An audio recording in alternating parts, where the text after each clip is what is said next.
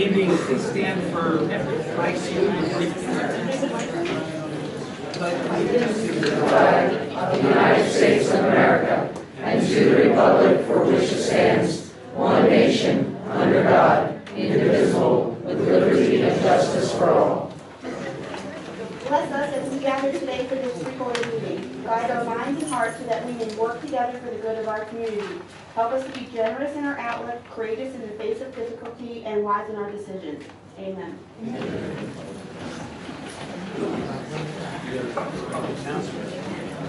In compliance with the Open Public Meetings Act, this is to announce that adequate notice of this meeting has been provided. Pursuant to the 2019 bylaws, rules, and regulations of the Board of Chosen Freeholders of the County of Burlington, time shall be set aside on the agenda for receipt of public comments. Public comments will be received with respect to agenda items prior to board consideration of resolutions to be adopted. An additional opportunity for public comment will occur later in the meeting.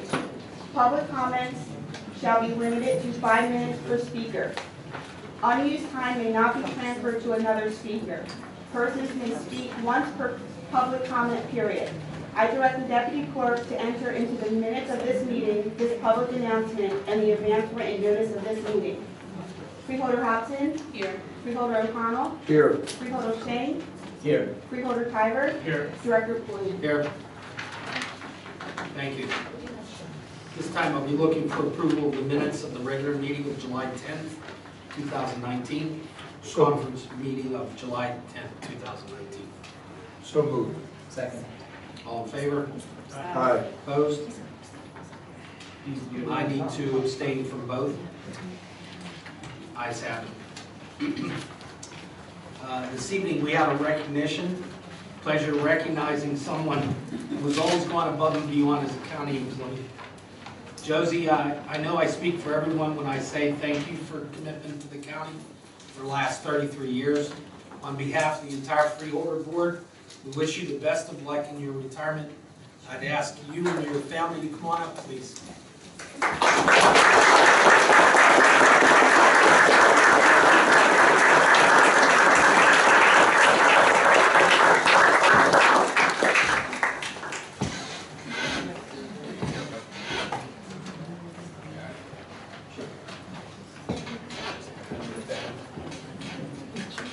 I just want to take this moment to talk briefly. My name is Eve Cullen and I'm the County Administrator. Josie did my new hire paperwork, 2002, but life is about to change dramatically for Josie as she retires, and all of the family that's surrounding her and has been there to support her through her 33 years of employment is then going to support her even further, and she's going to be rather supporting them as spending all this great time in her future with her grandchildren. And I just want to say what a pleasure it's been to learn from Josie over the years as she's guided the Human Resources Department and worked her way through many county departments, from Buttonwood Hospital to the Human Resources Department here for Burlington County. It's been a pleasure and just amazing all that you've accomplished in your time, and I've personally enjoyed working with you, and you've been such an asset to the county, and we look forward to all the good that's going to happen to you and your family, and you retire in August. Thank you.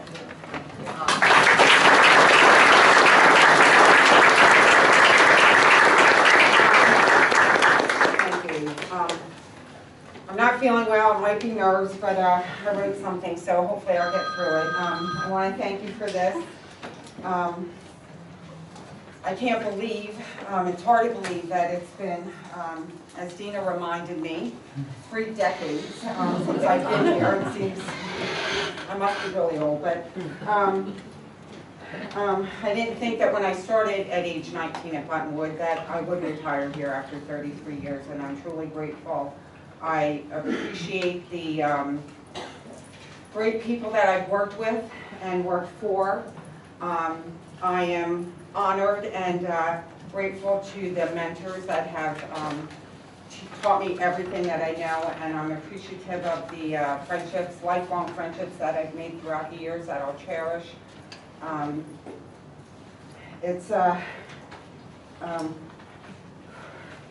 It's bittersweet, my retirement, even though I'm happy and look forward to spending my the next chapter of my life with my family and my 4 wonderful grandchildren that I've been blessed with. I am going to truly miss everyone, and I'm going to miss the county. So thank you for a memorable career.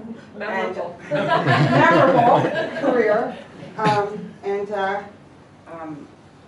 I'm truly blessed. So thank you. It was a great pleasure.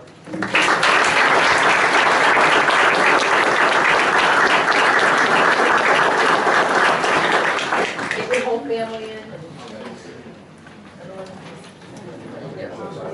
You're standing right in the middle, so you're the important one.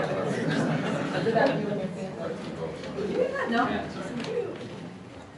All right, let me take a few because my phone is not great.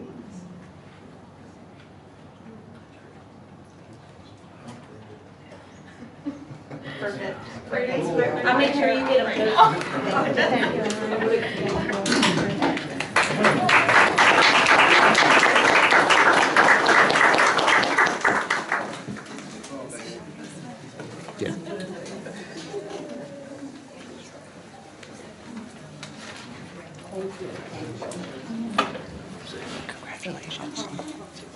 Bye, Nathan.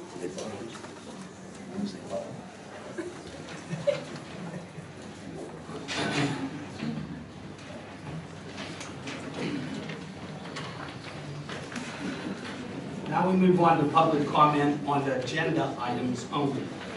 At this point in the meeting, public comment is limited on items on tonight's agenda.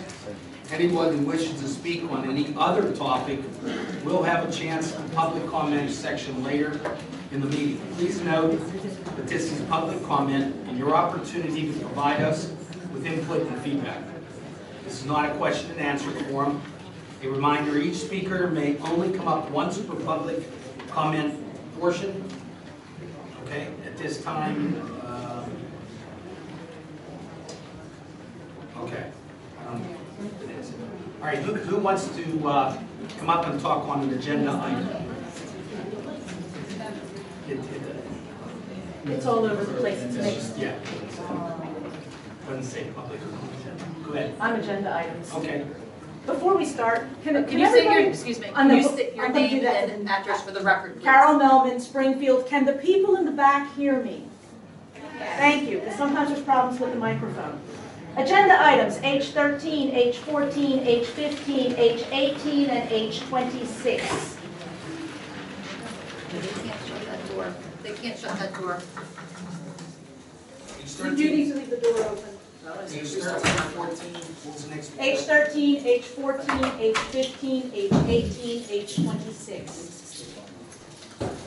I'll lump them together. H13 through H18 are acquisitions of property. You could certainly acquire the Pemberton campus and save our pool. And H26, $2,591,000 for a trail that will not see the usage of the Pemberton pool. I'm going to say it again, save our pool.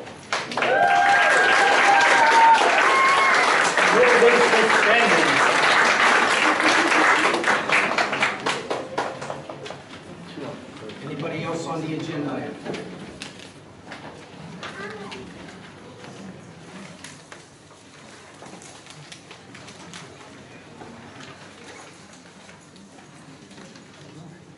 All right, this time I would like to make a motion that we approve resolutions H1 through H24 by unanimous consent. Second. All in favor? Aye. Opposed? Abstentions? Freeholder same. Thank you, Director. I'd like to move items H25 to H27 by unanimous consent. Second. All in favor? Aye. Abstained? Freeholder Hobson. Thank you, Director. I'd like to move items H28 through H33 with unanimous consent. Second. All in favor? Aye. Opposed? Abstentions? Freeholder O'Connell. Thank you, Director. I'd like to move items H34 through H37 by unanimous consent, please. Second. All in favor? Aye. Opposed? Abstentions? Okay, at this time, I am nominating Brianne Dulick Swern for an unexpired term through October 31st, 2019 on the Burlington County Special Services School District, Burlington County Institute of Technology Board of Education. Do I hear any other nominations? Hearing none, I now declare nominations closed. Will the clerk of the board please conduct a roll call vote by name? Freeholder Singh, Dorian Swearing. Freeholder Hobson, I'm sorry, Dorian Swearing. Dorian Swearing, my apologies. Freeholder O'Connell, Dorian Swearing. Freeholder Tiber, Dorian Swearing. Director Polly, Dorian Swearing.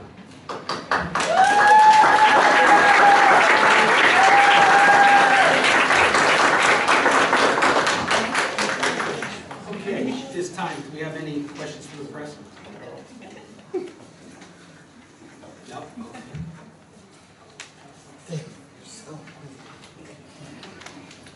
Okay, now we'll move on to public comments on non-agenda items. Now we'll move on, once again, I would like to note that this is a public comment. Okay, this is not a question and answer forum.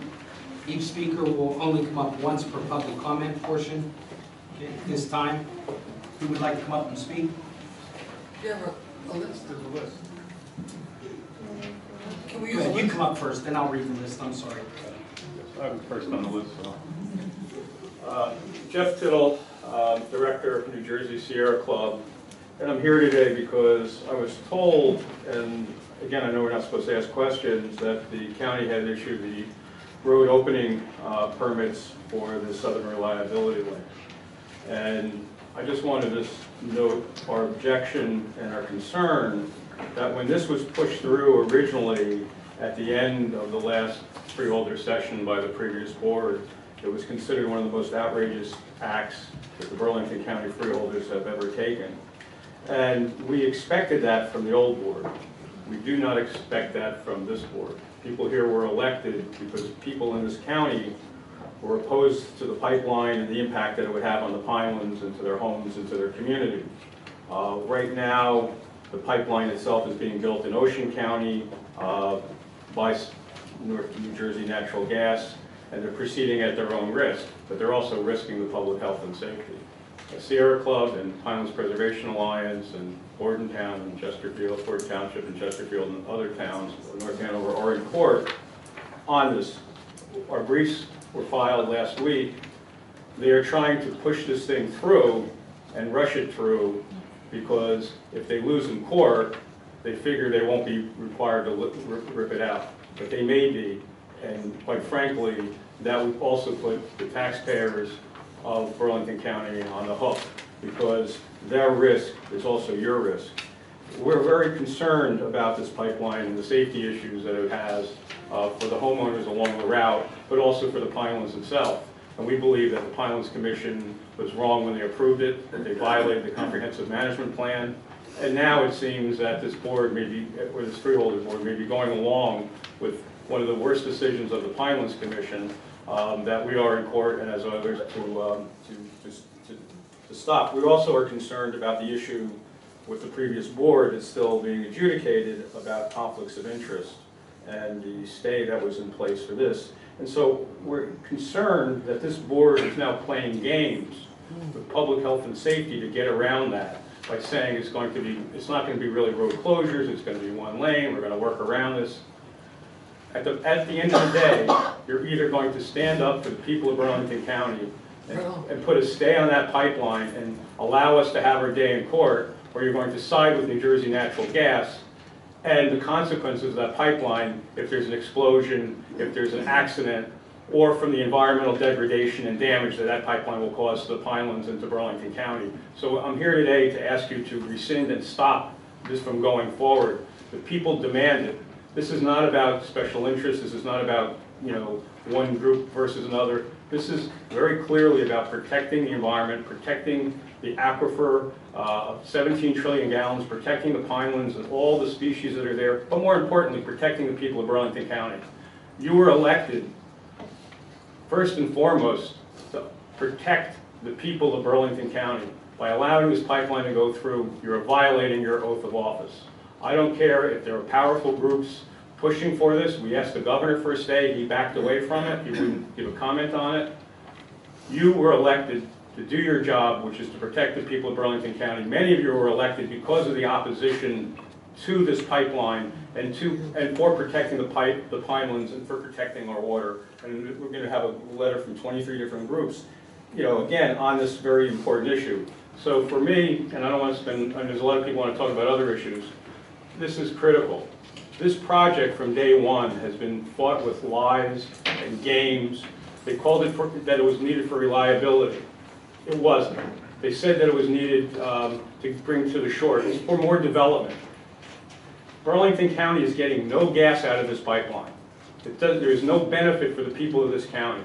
The only thing they're going to get is a chance of having a blowtorch running through their lawns. The only thing they're going to get out of it is more greenhouse gases that influence climate change and cause more flooding and more environmental problems. So if you really care about the people of Burlington County, if you care about protecting the environment, if you care about climate change, please put a stop to this. Thank you.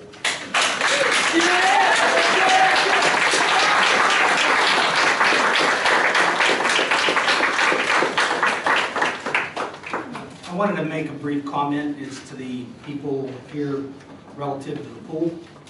I want to thank the Aqua Barons, the parents, friends, and the support of the RCBC Pemberton Pool for coming here tonight. We appreciate your passion and we empathize with your frustration with the college's decision to close the Pemberton campus. Although the decision is not popular or even understandable, it is ultimately up to the college.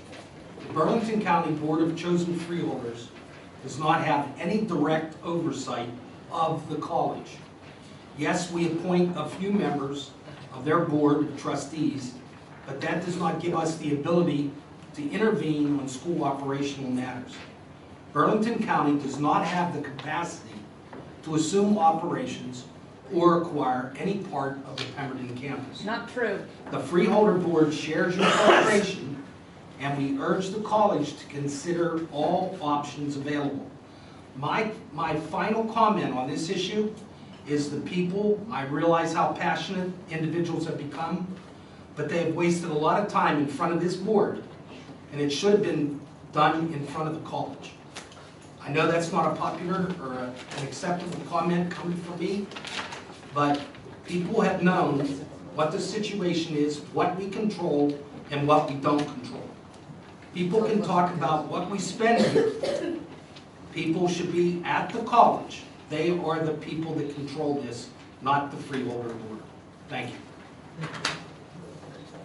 I'm going out of order to respond to your comment in the Now, public you're not, portion. not right now, you're not, In the or you public will be portion. out of here. All right. Thank you.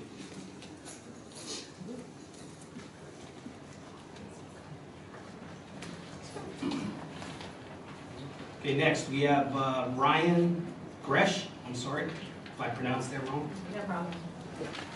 Good evening, Freeholders. Ryan Gregg, Pinelands Preservation Alliance. Thanks for the opportunity to speak tonight. I came prepared with comments regarding the SRL pipeline and found out when I got here tonight that the permit had been issued last week. And I would like to point out that I have called the engineering department all week up until this point to try to get a status update and left several messages and never got a response, and had to wait until I showed up tonight to find out that piece of information. I agree with the points that Jeff made. I won't repeat his points. He did allude to a letter that was signed on by 22 local organizations in opposition to the SRL, and making the point that the board has full authority over any permits to be issued for a project of this nature. The BPU order approving the project says, quote, subject to the approval is subject to approval of road opening permits from the affected counties, end quote. Your own road policy, the policy procedures and specifications manual for road occupancy, road opening, etc., dated November of 2015, section 4.5 states, quote, the county engineer and or board of chosen freeholders at their discretion may deny an application for a permit in the interest of public safety. Members of this board of freeholders have come out publicly and spoken of their concern about public safety. The county engineer has spoken of his concern of public safety. Denying this permit was fully within your authority. And I would just like to point out now regarding the resolution that was passed by the old board in December of 2018. The order issued by the Superior Court of New Jersey, Burlington County Law Division on the 26th of June states that the PPA's lawsuit has merit in proceeding and that the county's file for dismissal was denied. It is further ordered, quote, that the county defendants and/or Burlington County are enjoined and restrained from conducting any activities pursuant to or in accordance with the Burlington Board of Freeholders Resolution number 2018-00634 on December 12th of 2018, allowing for the authorization for road closure of Wardentown Chesterfield Road and Chesterfield Arnytown Road during the installation of a gas transmission pipeline for the New Jersey Natural Gas Company in Chesterfield and North Hanover Townships for the Department of Public Works Division of Engineering, and that Resolution 2018-00634, and all construction activity, including but not limited to supply and equipment mobilization arising from relating to Resolution 2018-00634, is hereby stayed until a formal written application to vacate the stay is made by the Board of Freeholders, is first filed with the court and served upon PPA, Chesterfield and North Hanover with at least 10 business days notice. So any construction taking place on this pipeline will be in violation of a court order. Thank you.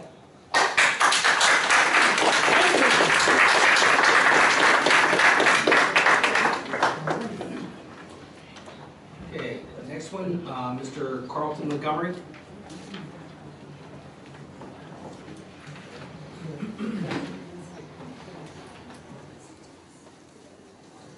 Hello, Carlton Montgomery. I'm with the Pinelands Preservation Alliance. It would take my breath away if your engineer issued that permit in these circumstances. That would be unbelievable bad faith by the county. But I'm not going to talk about that. I'm going to talk about a more positive thing here, which you can do to get around the issues that Mr. Pullian raised.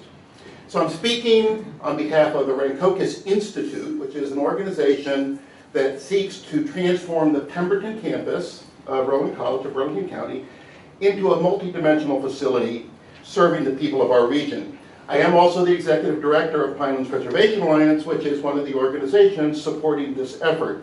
And what we're seeking is a statement from the county supporting this concept. And I'll talk a little more about that. As you know, RCBC has issued an RFP to redevelop or repurpose the Pemberton campus.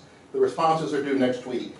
Our proposal will be fundamentally different from a commercial development project, although it does involve redevelopment and repurposing of the property.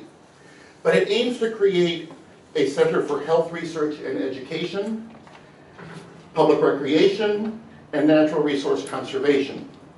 This outcome will be of great benefit to the entire county and become a showcase for creative, financially self-sustaining, and responsible public-private partnership. Because of its nature, our proposal to RCBC, it needs express statements of support.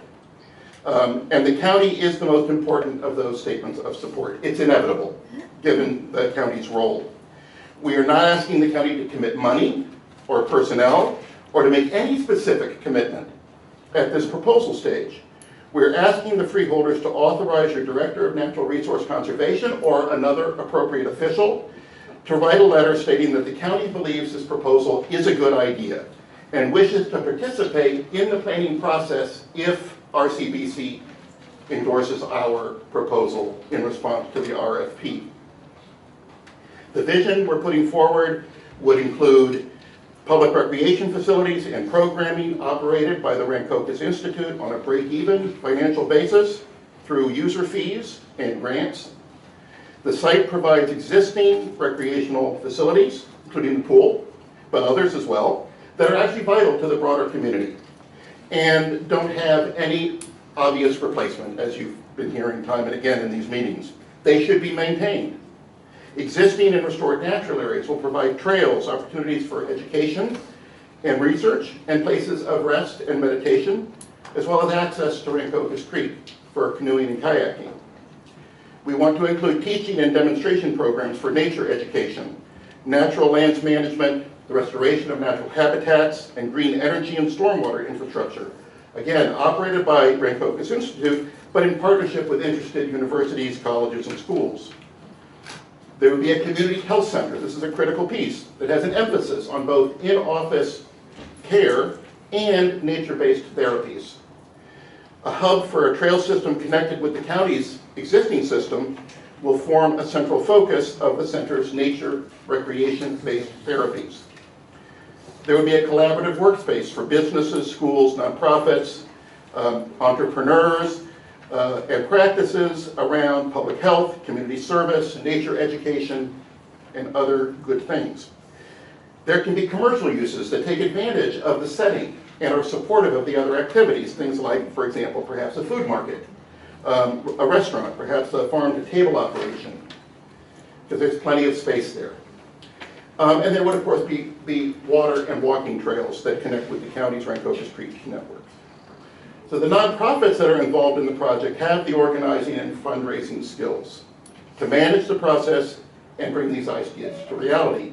But the process itself has to be collaborative. It has to involve the wisdom, the expertise, and the support of agencies like the county, the State Green Acres Program, local governments, and the professionals who share this vision.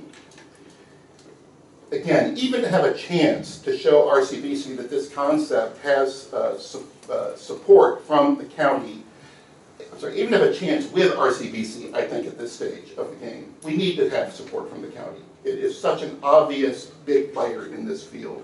And it is a very logical partnership. It would allow, can I have one sentence more? Yeah, keep going. Giving us that statement of support would show those who are here tonight and the public beyond that the county is actually up for trying to make this a real asset for the whole community. It's an easy ask. It is at least a step, an option, a possibility of saving a real asset for the community. Will you do that? The question I'd have is, first, did you present this to anybody? Because this is the first I'm hearing of it. Have you put this forward to anybody here at the county at all? Or is this your first time doing that? First time in front of the Freeholder board. I've discussed it with a couple of freeholders in a general way. Okay. And we discussed it with Mary Tack. Okay. And? Because I think there's interest, but everybody says it's the freeholders who have to make a decision. Okay. And again, the only decision we're asking for at this point is to say, this looks like a great idea. If RCBC is interested in pursuing it, I'm afraid RCBC they want to get rid of this so bad if someone wants to do an impairment, they'll take it. I mean, seriously, that worries me. And it is a tremendous property that has tremendous potential. So I think if the county at least expressed, we would like to be part of a process if you agree that this is an approach we want to pursue, well, that would help a great deal. I don't know how the rest of the board feels, but once again, this is the first time hearing this. I think what I would like to do is I would like to sit down with you and get more Absolutely, that'd be great. As I'm sure the board does. And then at that, then we can reach out to RCBC and see what they say. Once again, it's totally their decision. Absolutely. Right, this is a response to their RFP. Give it Nick, and we can schedule it and take a look at what you have to offer. We don't have very much time. Okay. They didn't give very much time for the RFP. Well, they haven't sold the property, so we have a lot of time. In that sense, yes. Yes. Thank you very much.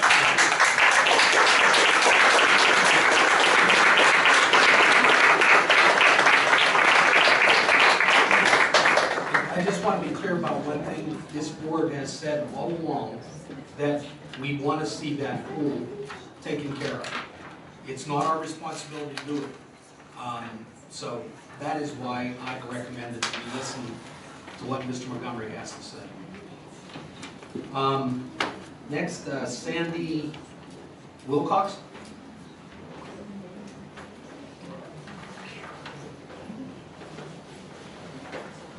Director Polian, members of the Board of Freeholders. I'm Sandy Wilcox, and I'm a teacher assistant at Burlington County Special Services School District.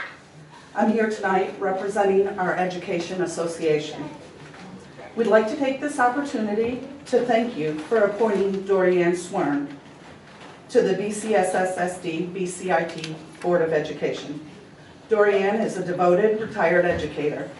She understands the unique needs of our students, our staff, as well as our district. We're hopeful with this appointment, our Board of Education will have a sense of urgency to move towards a contract settlement since our current contract expired over a year ago.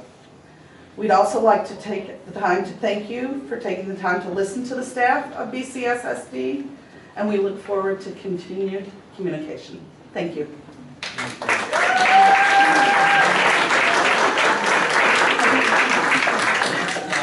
Lee Schneider? Taken care of? I'm good, yeah. You good? Okay. Angela Monsignor? I'm sure I pronounced that one wrong.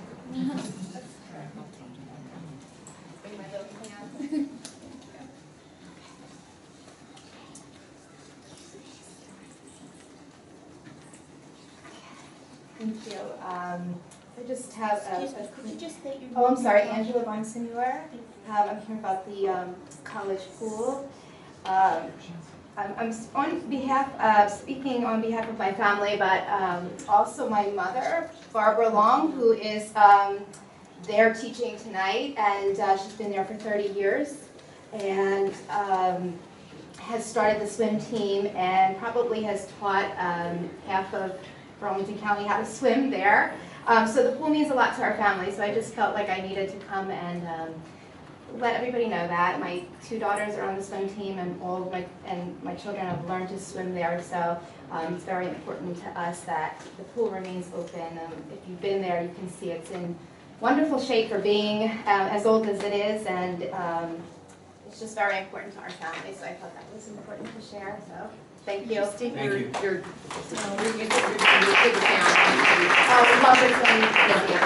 Thank you very much.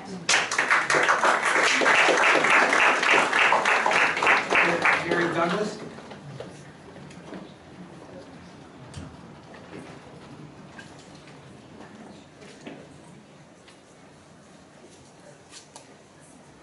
Good evening, everyone. My name is Carrie Douglas. I'm from East Hampton. I have a cold, so excuse my voice.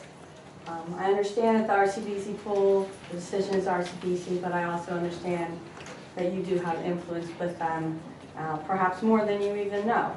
Because on January 2nd, 1800, 2 freeholders, Daniel Newbold and Thomas Earl Jr., deeded 472 acres of property to the Board of Chosen Freeholders of Burlington County. 165 acres of that eventually became part of RCBC's Pemberton campus, and the rest is still in county hands across the street from that campus. In this deed, it was made clear numerous times that this land was being, I quote, granted unto the Board of Chosen Freeholders of the County of Burlington and their successors, that'd be you, to their sole use and benefit as said county property forever. And for 219 years, the freeholders have lived up to that legal and moral imperative of that deed. Even deeding the Pemberton plot to Burlington County College was in line with that deed because it was a county college. However, if RCBC is allowed to sell the Pemberton campus to a third party, the property will leave county use, and that will break faith with Newbold and Earl, as well as with the people of Burlington County, whom you are elected to serve. The freeholders are not elected to help RCBC fix their budgetary mismanagement issues, and you are elected to uphold the rights of the people. And from that perspective, closing the Pemberton pool makes no sense. A huge cross-section of the population uses that pool, from toddlers to senior citizens. At least 6 high school teams use that pool, which in itself would be enough to give everybody pause. The Navy SEALs in training also use that pool, as do our first responders for water rescue training.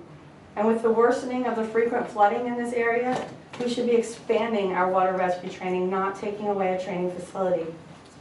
The closure of this pool makes no sense on its face, and the refusal to put together an advisory group makes people wonder what's going on behind the scenes. Many of you sitting up there ran on a platform of transparency and people for politics. And the inexplicable lack of an advisory group, even after Mr. Singh proposed one October 27th, is the opposite of transparency. And closing a pool that constituents need in favor of RCBC's bottom line is the opposite of putting people first. So please, stand up for the people who put you up there. Help us convince them to give us an extension, an advisory group, and an independent feasibility study for the pool. I know a solution to this is not impossible if all parties negotiate in good faith, as Newport and Earl did 219 years ago. Help us save the pool. Thank you.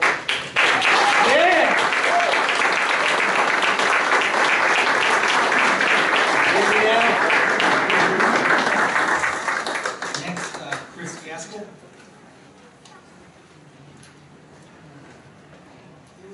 Gaskell. Chris Gaskell.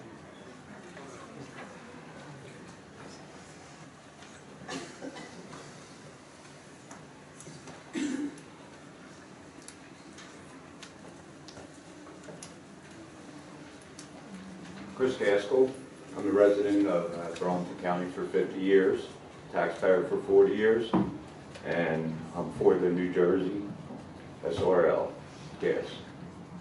Thank you.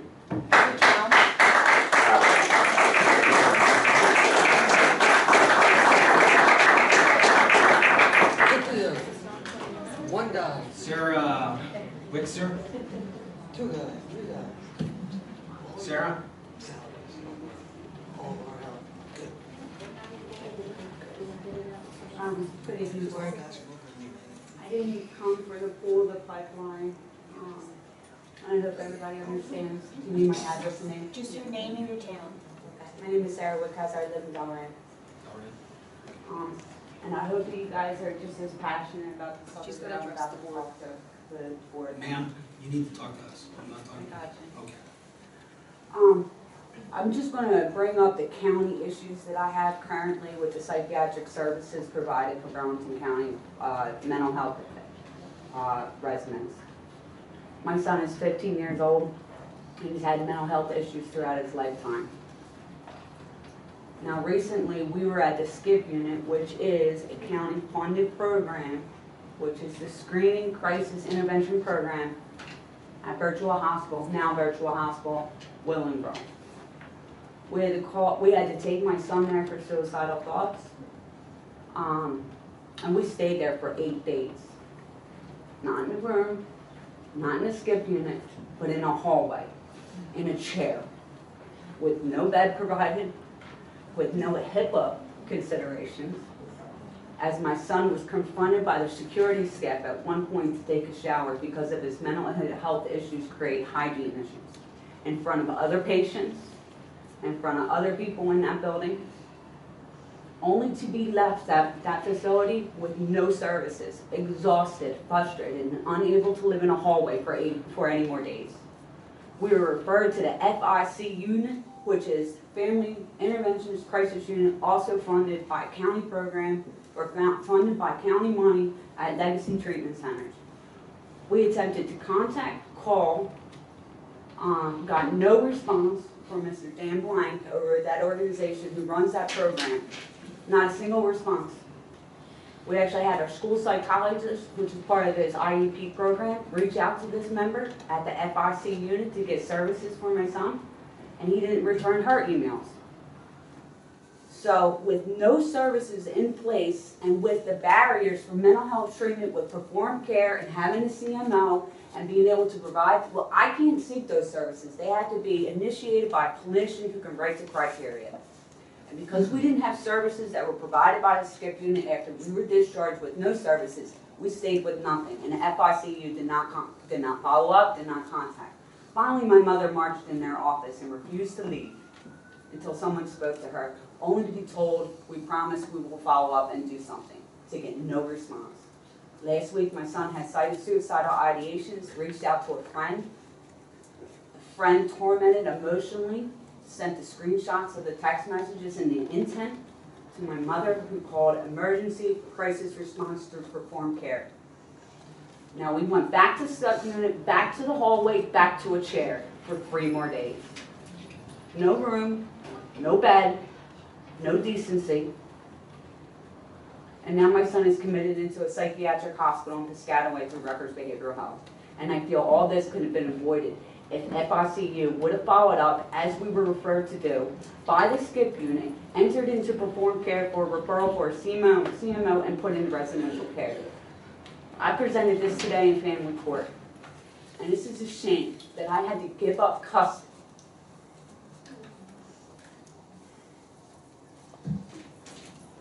of my son to force DCP&P on their social welfare to help us find services.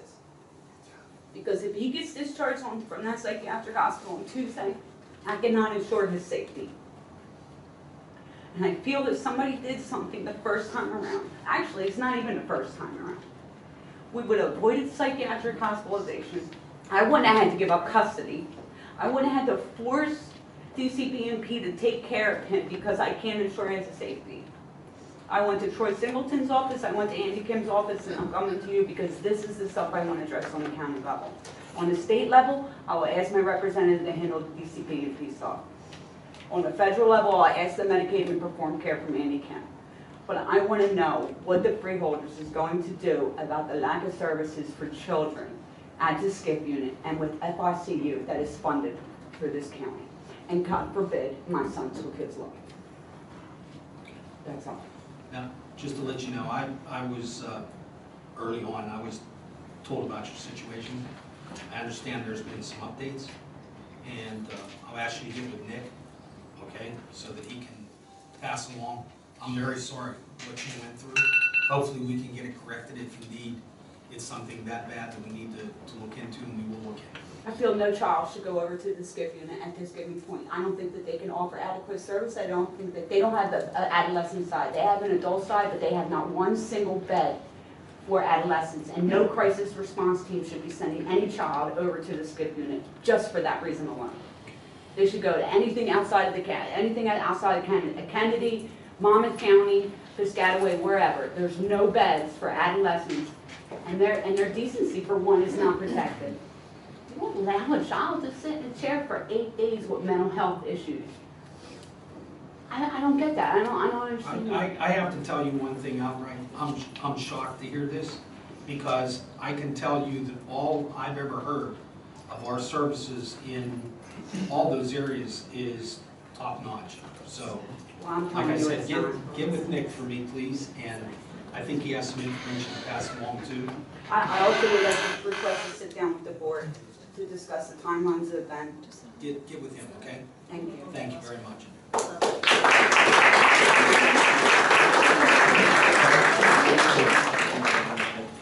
Chris Wilkie?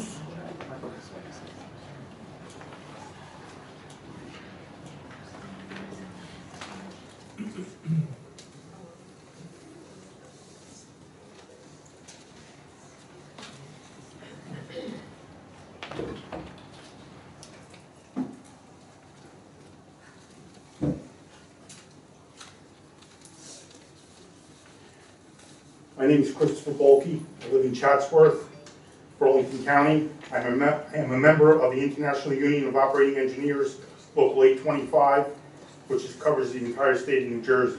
I am in favor of this SRL pipeline. I would welcome natural gas to Chatsworth, and so would many of my neighbors. Natural gas is much more efficient than home heating oil and cheaper, as I've stated before. Home heating oil does not burn clean and is an environmental risk in that storage tanks inherently leak into the ground. I think the entire state should have natural gas made available to every residence and business, so there's no need for heating oil. The price of oil is high. Tensions in the Middle East are higher. We need an alternative to heating oil that is not wind or solar. The only way my town and other towns will get natural gas is to keep increasing the supply to New Jersey. Pipeline jobs stay local. I repeat that Local 825 operating engineers cover the entire state of New Jersey. In past meetings, I have stated that Local 825 will man every pipeline job in New Jersey with a minimum presence of 67% of the manpower. That is 2 Local 825 operating engineers to every 1 traveler. The SRL pipeline in Ocean County that is currently under construction was awarded to a New Jersey union contractor. We, Local 825, are manning 100% of our work. I myself worked on the SRL inside the base in Lakehurst for a horizontal directional drilling company, who's also a New Jersey union contractor. We drilled 1,200 feet under 2 sensitive wetland areas. The entry hole was approximately 10 feet by 20 feet, and the exit hole was approximately 10 feet by 40 feet. A footprint that is smaller than a 20 by 40 swimming pool. There is approximately 15 separate drill sites on the SRL through Ocean County, ranging from 800 feet to 3,500 feet long, to avoid environmentally sensitive areas. I've worked in construction, specifically excavation, all my life. I've been working on pipelines for 7 years now. People who work on pipelines want to because it is good work. It is long hours, but we know that it gives us an opportunity to make money. Pipelines may not provide us with a permanent job, as opponents to pipelines always state, but they do provide us with good, steady work where you can get ahead or get out of debt. I would also like to state that there are no permanent jobs in construction. You get sent out to a job, you do your work, you finish the job, whatever it might be, a new building, roadway, bridge, tunnel, and yes, even a pipeline, then you go to the next job. I've been attending pipeline meetings for about 3 years now in regards to the SRL pipeline. I have to say that I'm amazed about people who talk at these meetings as if they are experts about pipelines. Most of what I've heard is incorrect. If a person has not worked on a pipeline or in the construction field, how can they comment accurately on the means and methods of pipeline construction? The field of construction cannot be taught on Facebook, Twitter, or the blogs. The only way is specific training and to be on the job. I am in favor of this pipeline. It has brought good jobs for local people and economic growth for local businesses of Burlington County. Thank you.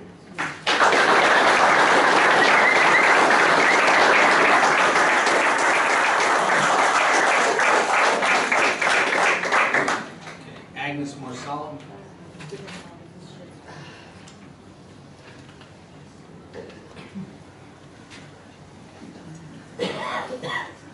Agnes Marcel, 42 Cromwell Drive, Chesterfield. I don't know where to begin into that. I mean, I've been to these sites in Ocean County, and the construction is shoddy. There was no protection. Any kid that wanted to play Bob the Builder could have done it, and we have the pictures to prove it. And then after we posted them, of course, they put up some fencing. You know, then they stationed the cops somewhere along the line. You know, it wasn't until after we posted these pictures, though, that they started to get on the ball. I don't know if that's union construction, then union construction sucks. Anyway, let's not get into, oh, we got 5 guys that got a job, so the rest of us have to suffer. What I want to talk about is the road opening and the road closing. And it's true, we elected you guys because you publicly came out in support of us and against this pipeline. That's why we elected you. You said that publicly in this man's paper. But now, and I understand you got pressure. You got Sweeney pressuring you. You got Norcross pressuring you. You want your pensions. Whatever. Well, yeah, I don't know if y'all know that Mr. Sweeney wants your pension too. He wants to reform your pension and take away your benefits. So I don't know why you think you got to help him. What you got to do is help us. And we have your back. And we've told you that. And told you that. And told you that. But you don't. I know they're powerful men. They're big men. You know, that control South Jersey politics. And pretty much the entire state. They've got Murphy's balls in a vice. And I know that. That's why he won't come out for the moratorium. Because, you know, Sweetie, he won't let anyone out of committee, any of his nominees.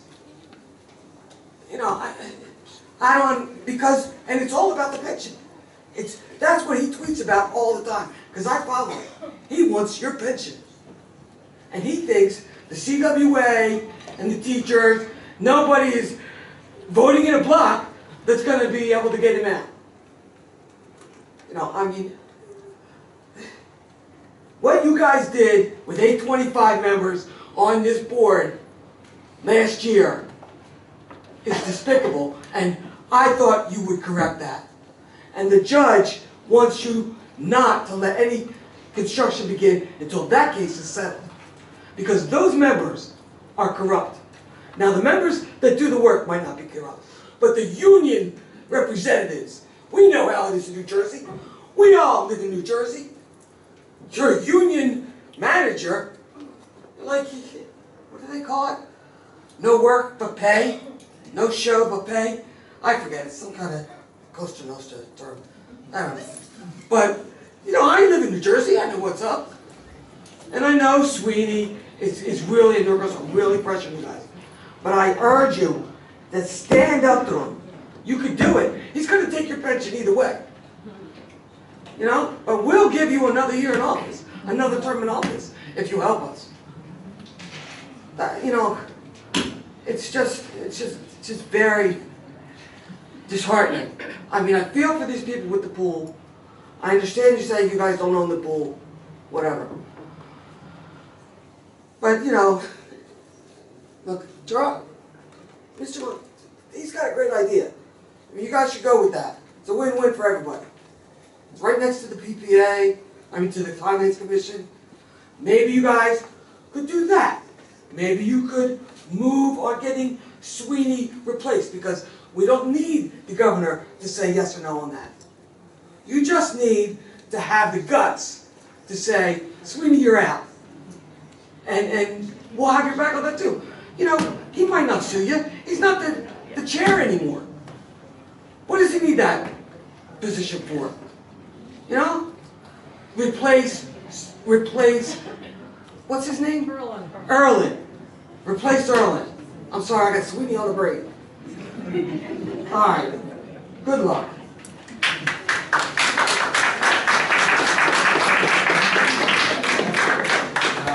Dawn Sheridan?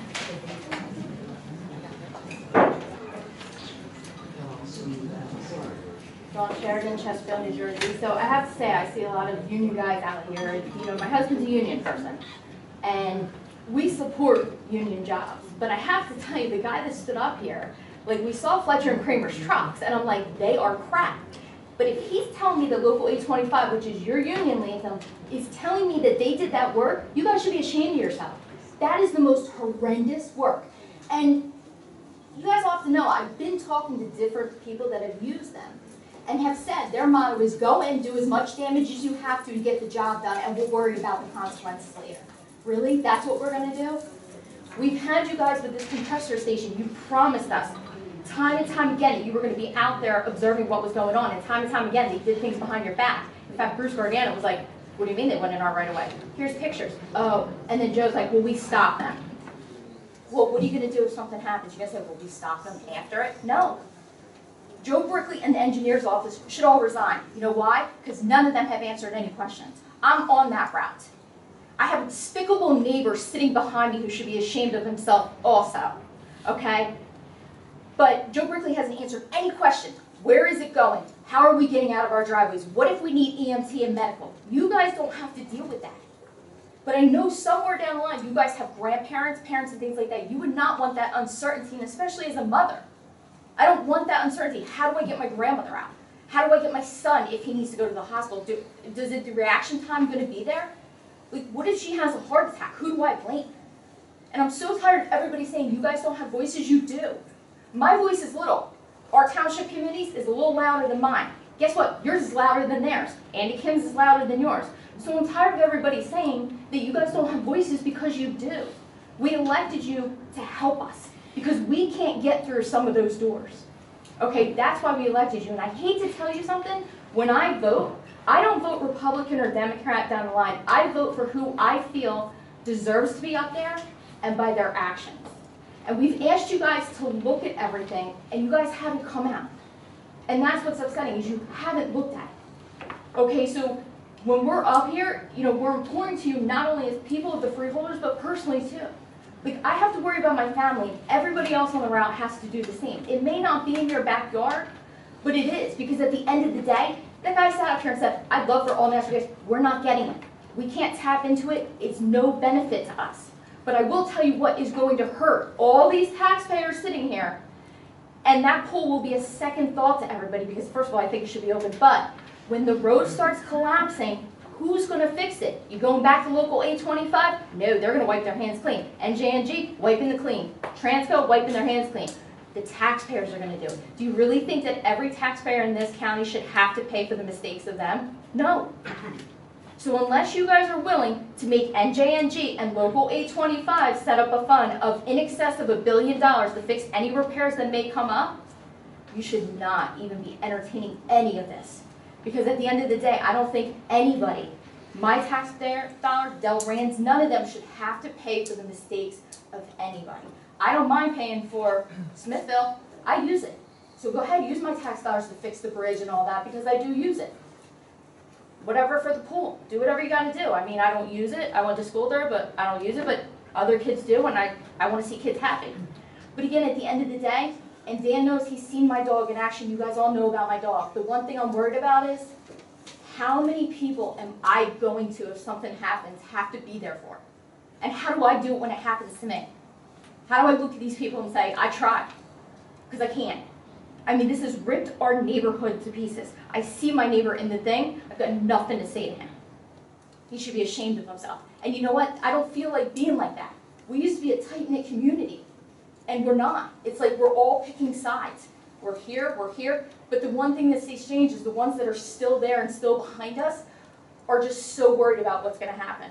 And they come to me saying, do you know anything? No. Do you know anything? None of us know anything. And I don't like that uncertainty. That's a bad feeling. You know, when you can control things, it's one thing, but when you can't, it's a whole different ballgame. You know, it's not like I've got a speeding ticket and I got to wait to go to court to see the judge. This is serious. This is like life and death. I don't want to worry every time I go to work. Am I coming home to a house? Am I coming home to my son alive, my grandmother, my dog alive? I don't want to. And then part of me wants to leave this county. Part of me wants to leave this state. Because it's just ridiculous. But I'm imploring you, you have a new lawyer who is right there. He has to do more research. You guys have got to finalize. You have to give it to the residents to meet with us and tell us. Don't just say, okay, we issued it, we're doing it. Because we don't know anything. Because if that's the case, then I'm asking for Joe Berkeley and the rest of the engineers to please resign, effective immediately.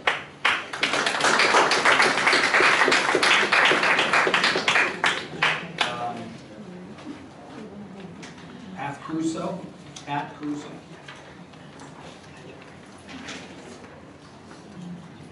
Hi, Patricia Caruso, Upper Freehold. It was interesting to me that the only time I've seen all of you smile tonight is when the woman who left with her 3 children came up, and everyone smiled because they're adorable. Don't we all want to protect children of this township and beyond? Of course we do. They're our greatest gift, our greatest treasure. But it seems as if somewhere with all the political pressure, corruption, that we've forgotten that. I wasn't sure if your meeting was still scheduled tonight because of the power outages. We still don't have power. And so I went on the website because I wanted to find out before I drove a half hour here. And I just wanted to read a couple little things from your website that struck me. We seem to have it all, pristine pineland forests. Well, in short, the quality of life and opportunities abound in Burlington County. What is the quality of life going to be like if a pipeline the size of a hula hoop is put in through this community? It might be easy for all of you to ignore that fact because I can bet that none of you have family living along that pipeline route. I'm 100% certain of that. Because if it were your family that could die in an explosion with the blast zone of the pipeline and the hundreds of children in Chesterfield School, you would be doing a little more than what you're doing. I'm curious, Mr. O'Connell, you had said to Dawn Sheridan that you were going to go walk part of the pipeline route with her, as did you, Mr. Pullian. That has not happened yet. What are you waiting for? To see a finished pipeline? We know that Tigers and Gibbs decided to grant the road opening permits in December. We know that that was a blatant conflict of interest. My only hope is that the judge will also agree when that case is heard. Of course, I want union workers to have jobs. How about this novel idea? Clean energy jobs instead of fossil fuel. How would that be? I'm not sure if your union workers that you represent from this pipeline were working in New Egypt, but they had to rip that road up 5 times. Why? Because the roads weren't meant for this. Why haven't your whole group of freeholders met with the 40 mayors in Burlington County like you said you were going to do months ago to hear their concerns? For the first time in 40 years, there is a Democratic majority on this board. Are you going to let New Jersey Natural Gas and politicians railroad this pipeline through and jeopardize trillions of acres of clean drinking water for people? Is it that important that Mr. Tiver's handful of people and Gibbs union workers, instead of working somewhere else with clean energy, that they can potentially cause a disaster in our state from jeopardizing that? Is that really what you want your legacy to be? Mr. Singh, Mr. Pulliam, Ms. Hobson, and Mr. O'Connell, is that what you want your legacy to be? You are elected to do a job, not keep passing the buck. Stand up, have a backbone, and be leaders. And in terms of your engineer issuing the permit, as I've said at one of the 50 meetings that I've come to here, I've been married to an engineer for 30 years, a licensed professional engineer. And when he makes a decision, he sticks to it.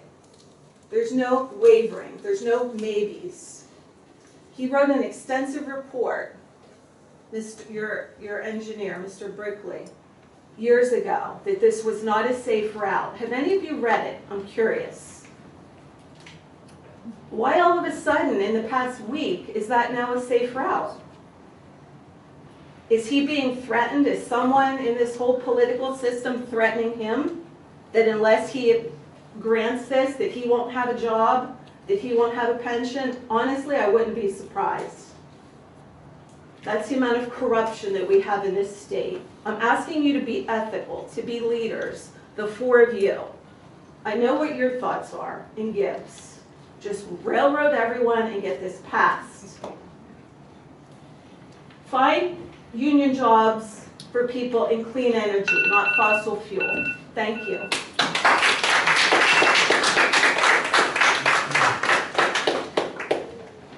Al Stevens?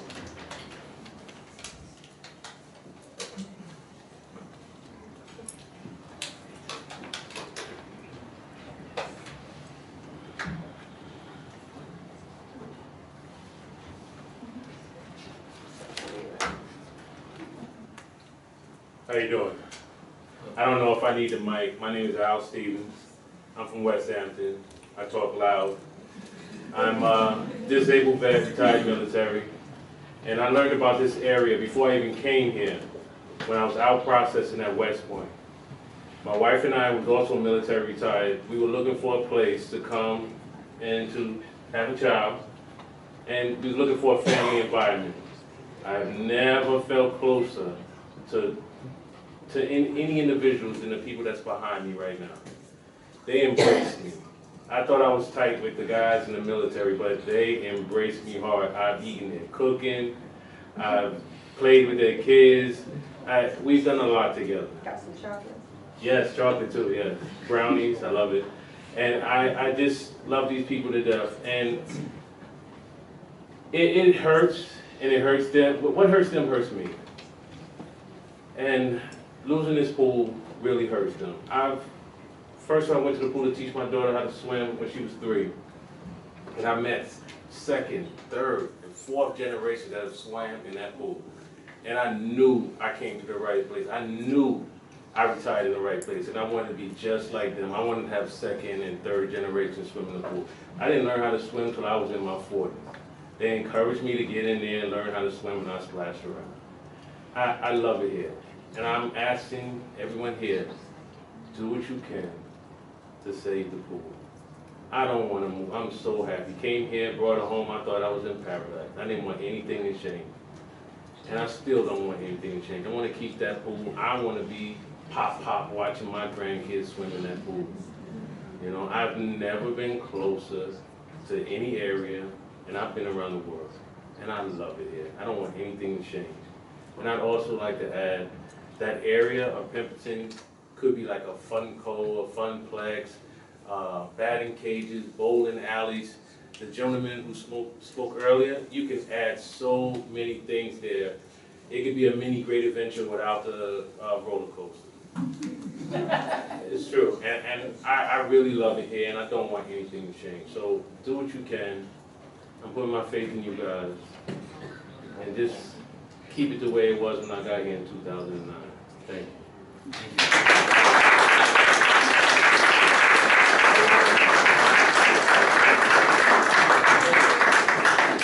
That ends the people on the list. Is there anybody that still wants to speak?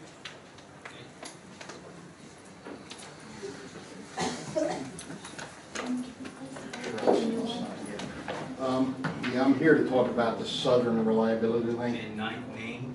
My name is Emil Konitz, and I'm from Toms River.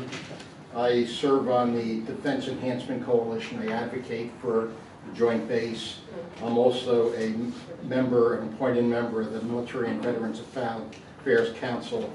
We meet in Trenton to make sure that we keep our bases safe. The SRL is critical to the Joint Base. And if you look at the facts, you realize, I mean, we have there's an environmental concern, but you also have to look at the job impact. The Joint Base itself employs about 40,000 people. That's 40,000 people with 40,000 families. You have 65,000 secondary and third-tier jobs that you have to consider. That's over 100,000 jobs. That's a lot of employment, and it's employment that the state needs for the economy here to remain viable. Losing the Joint Base or any of its missions is going to have a huge impact on this community, all the way, actually this whole section of the state. We would feel that for generations for sure. If you look at what happened with the storm, Fort Dix didn't have power this morning. There were sections of the fort. The military is not going to keep our base here unless they feel comfortable that it can operate 24/7. Right now, we don't have the ability to guarantee that, and that clearly was demonstrated. I can assure you that the Pentagon knows about that today. They're well aware of that. So something has to be done. The SRL gives you the latitude to fix that. Similarly at home, if you lose your electric and you have a gen rack, your gas is going to power your electric. The military can do that on the Joint Base, which they will, but they're not going to do it unless they're guaranteed that the gas supply is going to be there. They need redundancy to do that. So when you look at where this is, you're really balancing jobs against what's perceived as a environmental concern. And I really have to say that I've seen a lot of people that have lost jobs, and that's a horrible thing, especially when they lose it and they don't have any prospect of getting another one for quite a while. So I really have to say that at this point I'm glad I'm not a freeholder, but I have to say that I think that if you go forward with the construction of this, it's essential for the state. I mean, just so everybody understands, last year the federal government took $21 billion out of New Jersey that didn't get returned. That's 140,000 jobs at 150,000 apiece. That's fully burdened jobs. Maryland got all their money back, and they got an additional $36.5 billion. So what's happening is the state of New Jersey has a collapsing economy. The state of New Jersey can only meet 70% of pension obligation this year. So if you were paying 70% of your mortgage, how long is it going to be before you lose your house? That's where we're heading. Keeping the Joint Base will allow us to keep the economy we have, and it also opens up the opportunity for us to bring more mission and more high-paying jobs onto that base, which is what we're intending to do. So I really think that I really have to ask the freeholders, please approve that gas pipeline. I think it's essential for the continuity of the economy of this state. Thank you very much.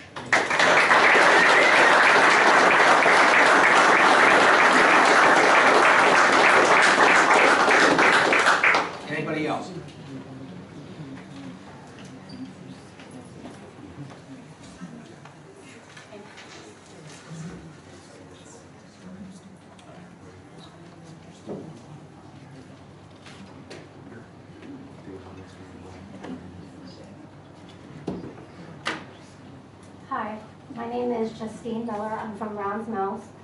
I'm the mother of 3, and all 3 of my children learned how to swim at the pool.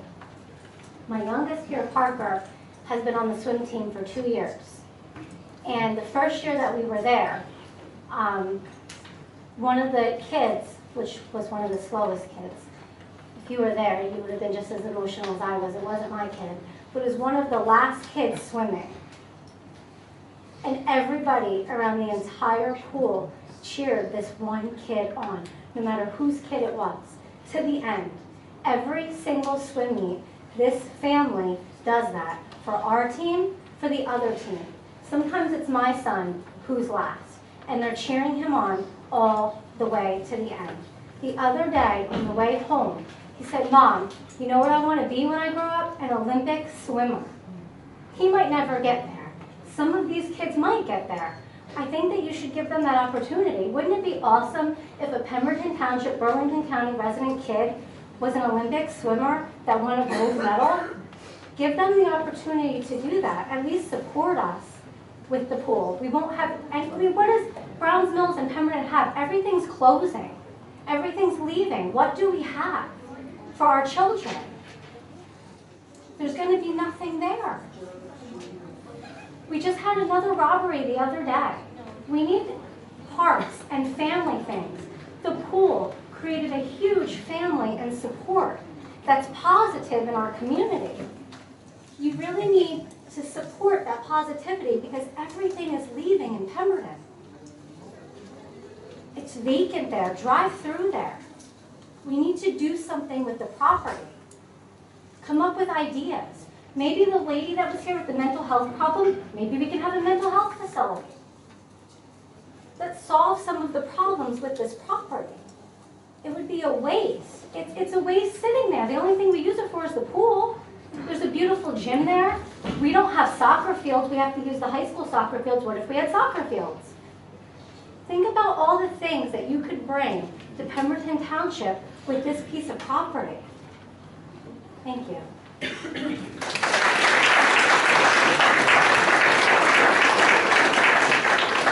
Anybody else?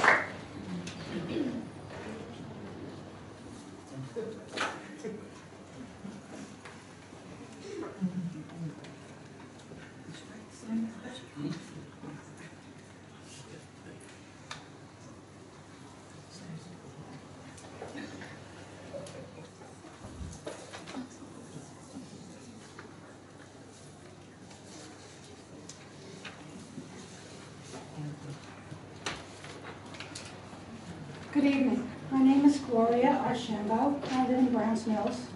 I live in the Presidential Lake section. I grew up in Pennsauken. Learned to swim really early because Pennsauken had a municipal pool. They still do. Children learn to swim real quick there. I came out here to go to college at BCC very shortly after it opened. That was in 1972. So I've been swimming at the college pool for 47 years. Not too many people here can say that. I moved in many places because I worked for many different companies in my lifetime. The last company that I worked for and retired from was a very large, the largest petrochemical company in the world. I lived very close to it. It only took me 2 hours to get there a day and back. But I came here to the pool. When I retired, before I retired, in planning for retirement, where did I come? I came to Browns Mills. Why? Because the college was here, the atmosphere was here.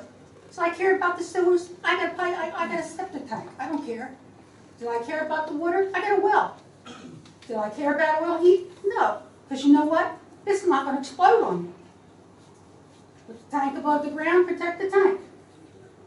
When I say I worked for a large petrochemical company, I did. And I worked for in every area you can imagine.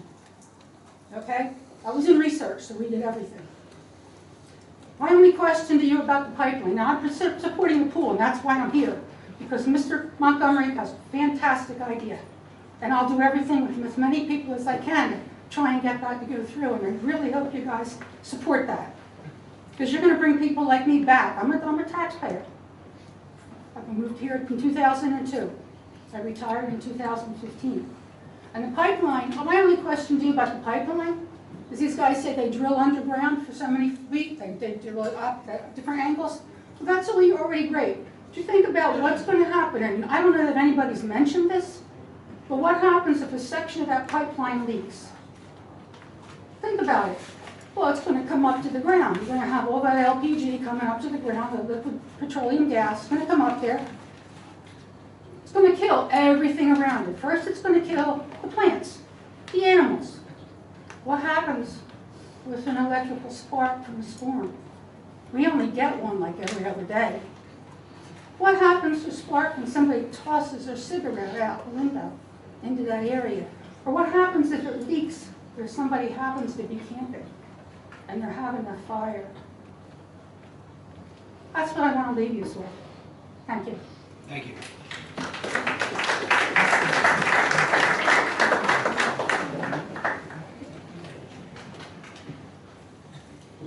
Do I gotta sign this? Mm-hmm.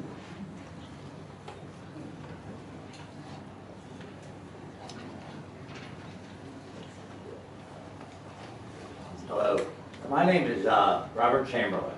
I've been pipelining since 1980. I've been around a long time.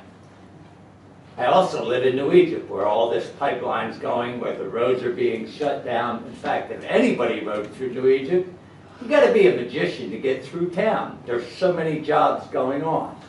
And guess what? Our local police are doing an outstanding job.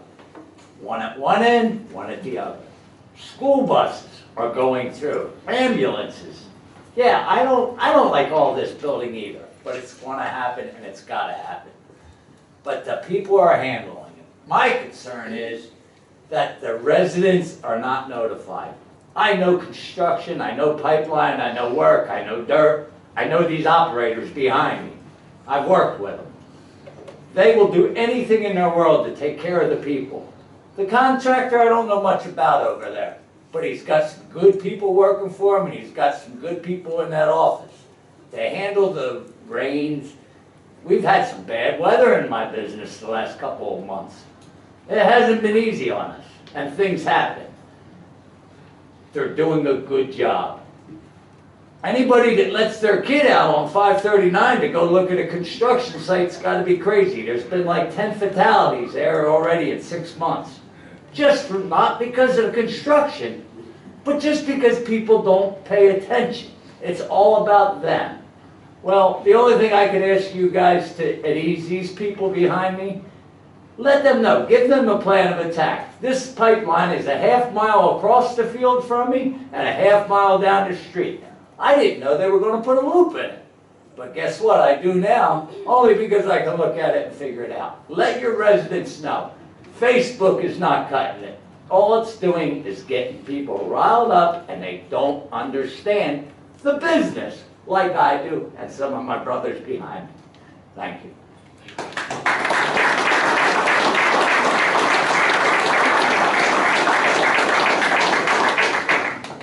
Carol Melman, Springfield.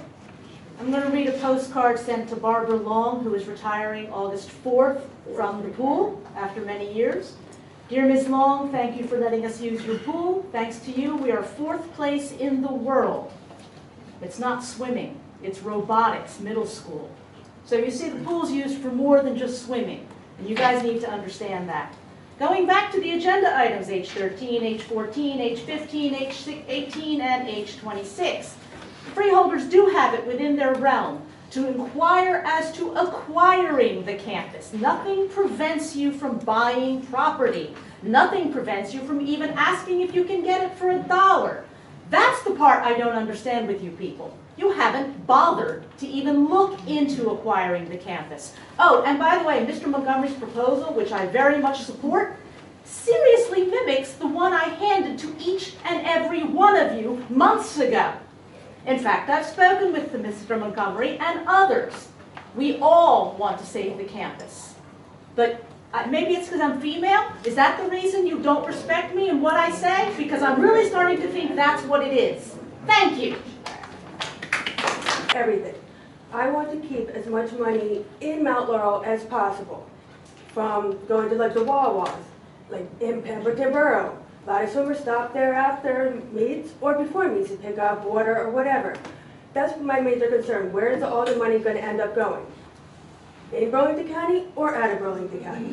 Thank you.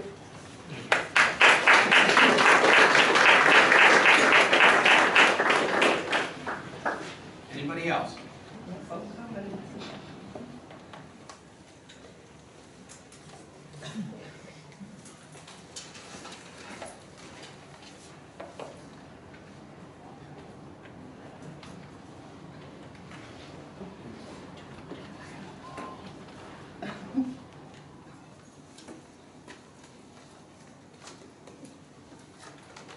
How you doing?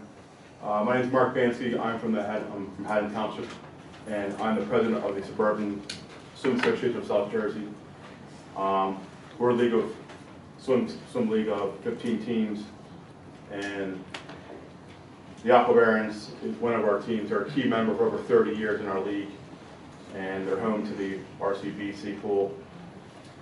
At our teams, we have kids that are on the club that are 5 to 18 years old. Some families are on these teams for 25 to 30 years. Believe it or not, it's a lifestyle.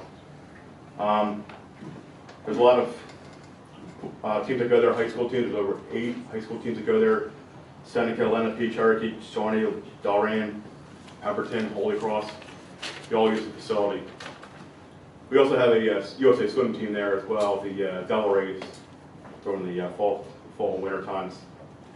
Really good. It's really important to keep the RCBC pool open for many different levels of swim in South Jersey. If it closes, it's going to have a giant ripple effect throughout the community of swim in South Jersey. Through high school, summer league we have, and high schools. Thank you.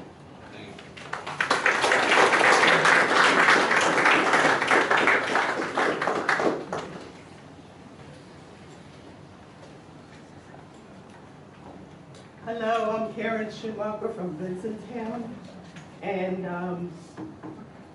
I was here a couple months ago. I've been here like 3 or 4 times, and you probably know my story about the pool. I swim there. I'm actually a 3rd generation family, and they're the only place that has classes for people with traumatic brain injuries anywhere in the state. So I don't know what I'm going to do from now on. I don't know why you can't keep it open while you're figuring out what to do with it. But anyhow, what I wanted to say was, when I was here a couple months ago, Mr. Tiver had made a motion to look into a study of keeping the pool open, maybe. He couldn't even get a second. So excuse me for doubting, but after watching TV all day, I just don't understand. I just don't trust everything you say, okay? You said you're going to look into it. Are you going to make a motion to do such, or what? Well, we don't have to do that. You don't have to? No.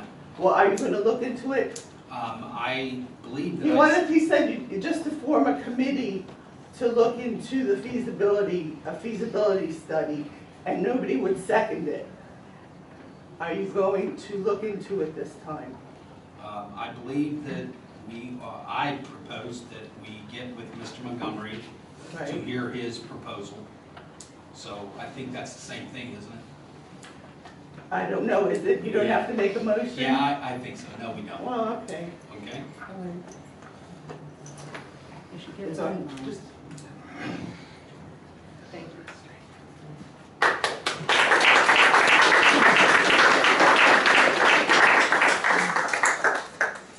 Anyone else?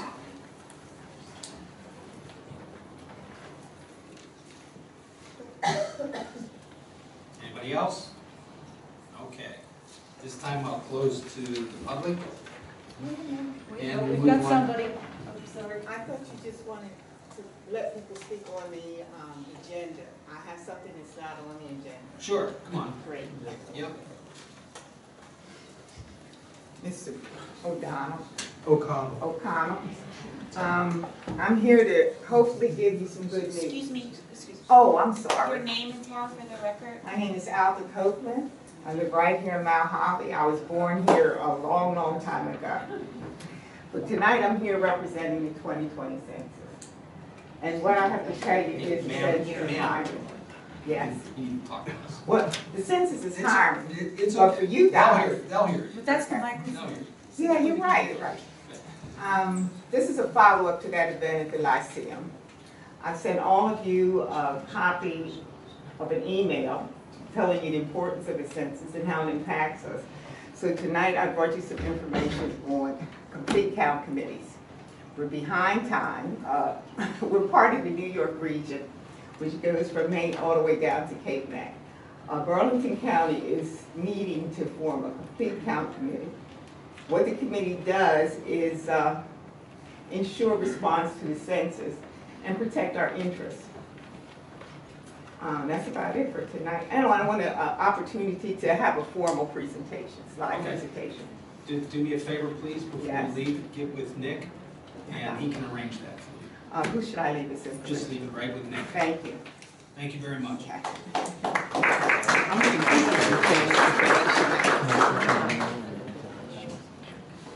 Okay, anybody else? Okay, at this time, I'll close it to the public, and I will ask for comments from the freeholders. Mr. Tiger.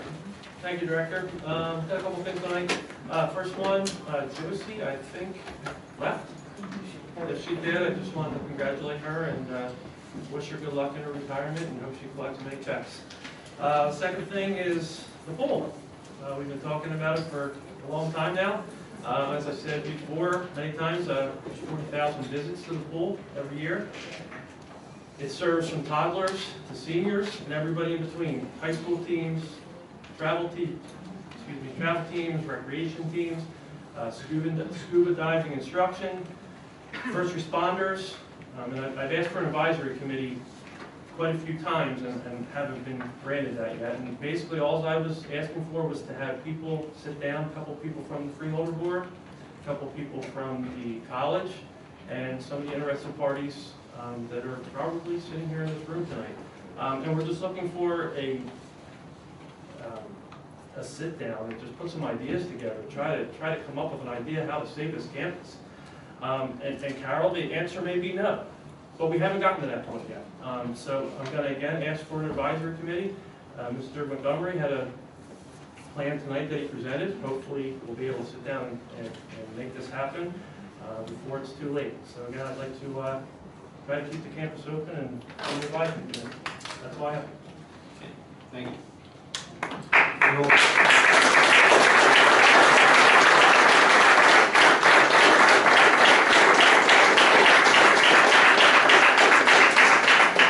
Freeholder comment. Thank you, Freeholder Director. I'd also like to add my congratulations to Josie Early, to thank her for her service to the county for over 33 years. That's certainly something to celebrate.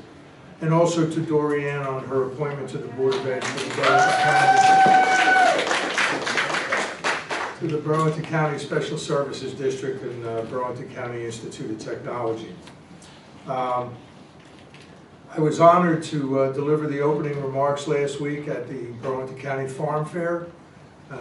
Having lived in the county for almost 60 years, it was really something to see as we celebrate the agricultural heritage that's such a big part of Burlington County. But I got to tell you, it was hot as blazes. But I wanted to thank the Farm Fair Board and all the volunteers that were there. They were there in the same heat we were, and they did a great job, and a great time was had by all. I'd like to thank also Dr. Holly, I always screw up her name, Cucuzella, from the Health Department for her invitation to attend last week the Community Health Assessment Advisory Group as liaison, freeholder liaison to the Health Department. It was a very good meeting. I look forward to going back to more of them. I learned an awful lot. They're a great group. I'd also like to thank Owens Ice Cream in Burlington, New Jersey, and the Friends of the Burlington County Animal Shelter. Last night at their facility in Burlington City, they held a fundraiser. 20% of all proceeds went to the Friends of the Burlington County Animal Shelter. We appreciate both of the groups for what they do for our animals here in Burlington County. Those are the easy things. Now let's talk about some of the tough things. The pool. Those of you who have been here before and heard me talk about the pool know that I grew up in a community with a pool. Not only a pool in every section of the town. Today in that town there's one pool.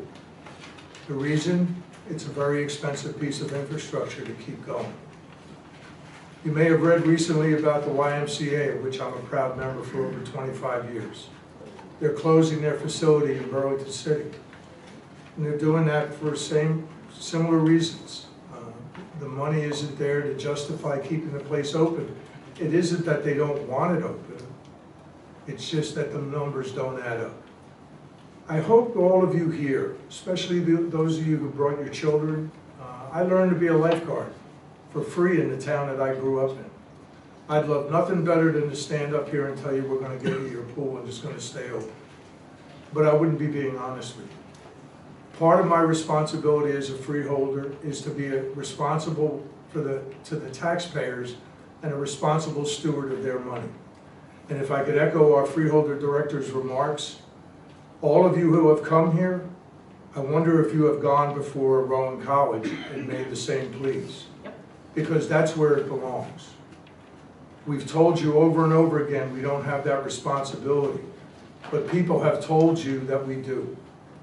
I hope you understand that, and I hope before August 14th that you can go before Rowan College and express yourselves. Your passion for what you want is understandable. I give you high marks for what you've done. I've only been here since January, but the numbers don't add up. And I gotta say, for someone to go through the agenda the way they do every time we spend money here every month, folks. That's what we do. A lot of it is grant money. It isn't money that's coming from here. But we're trying to be responsible stewards for that. But when you try and equate every action we take, and then say, well, you ought to be able to do the pool, again, you're at the right church, wrong pew. And finally, the pipeline. I understand this issue, and when I took office in January, I told people I'll try and see all sides of an issue. And I hope I do that with any issue that ever comes before me. I think that's part of being a responsible legislator. I'd remind the audience, the BPU approved this pipeline, not the Burlington County Board of Chosen Freeholders. They not only approved the pipeline, they picked the route. As for some of the problems that are down in Ocean County, some of them are due to the fact that they don't have a road opening permit that we're looking to do here in this county that will ensure and protect the residents. I take that oath of office pretty seriously. I realize the safety of our residents is of paramount importance. Now, some people talk about the pipeline isn't going to benefit New Jersey. I would remind us we're all citizens of a country. There are pipelines coming from the Gulf Coast all the way up here into New Jersey right now that operate all the time. What if Mississippi or Alabama or Virginia said, hey, this stuff is going to New Jersey or Pennsylvania or Ohio? We don't want that. It's part of what goes on with being a country, ladies and gentlemen. As for one of the speakers tonight talked about our pensions, I can tell you I have not felt any influence, any politician talking to me about approving this project. But I will tell you this job doesn't come with a pension. And this job doesn't come with benefits. So if you want to accuse us of things or think things are going to happen, let's just get our facts right.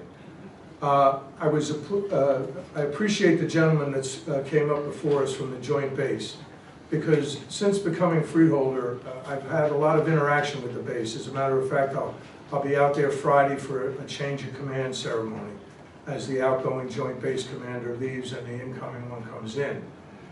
The Joint Base is the second biggest employer in the state of New Jersey. It's the largest employer in South Jersey. I just want you all to keep that in mind. And if the base is saying that they need that, that's a big tell for me. That's a big issue for me. And finally, risk. There's risk in everything. There's risk in getting up in the morning. I worked for the railroad for 42 and a half years. On the freight railroad, we handle hazardous materials, petrochemicals, oil, you name it. There's a risk in that. Trains derail. We don't like that to happen, but risk is part of living. So I hope you understand that when we're taking and making decisions, we're trying to do it by listening to all sides, being responsible stewards of the taxpayers' money, and then at the end of the day, trying to make the best decision we can as human beings. I want to thank you all for coming out here. I know maybe when you see all these people in the room, you think, geez, it's going to be a rough time. We appreciate you coming out here, even if you pinch our toes a little while. We're big people, we can take it. Again, thank you very much, and thank you, Freeholder.